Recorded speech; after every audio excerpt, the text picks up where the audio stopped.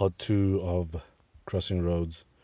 I think this is the first time I do a second part of hashtag from the heart.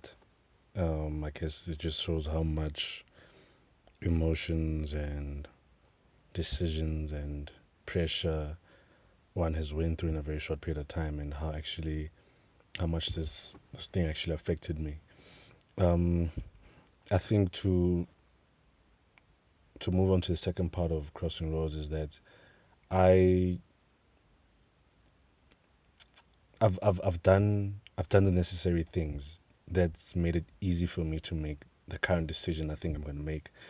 And that's because, look, first of all, I have a very clear mind. I'm not confused about what I want. I know what I want, and I've done it. I've sat down. I've asked myself questions. I've challenged myself. I've answered myself. I've bounced things off a few people that I look up to and that I trust judgmentally, and in their respect of work of whatever they were doing. Um, I've I've done what's necessary. I took time away. I invested time in myself. I invested a lot in myself in order to find out what I really want and what I believe that is really meant for me and what I believe that is written in the stars for me. And I've began to align myself. I've began to align myself for the longest time now, for almost about 3 to 4 months. I've started aligning myself to the necessary things that I believe that is going to push me to the direction I want to go, and eventually get into to the end goal that I want to get to. And I'm at the point where I realize and I know what it takes to get there. I can see what it takes to get there, and I'm ready to put in the work. And I think that's why I'm not confused about how I feel or the decision I want to make.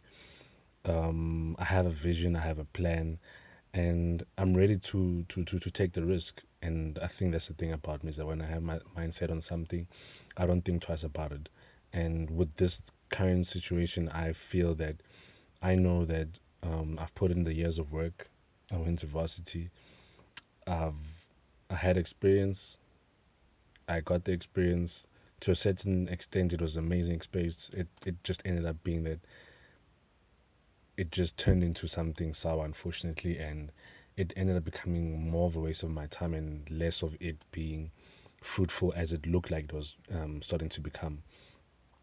So I think I'm just going to follow my heart and run after my dreams and not let anyone control me, slow me down, dictate my future for me, dictate how I should do things, and undermine my intelligence and undermine my capability.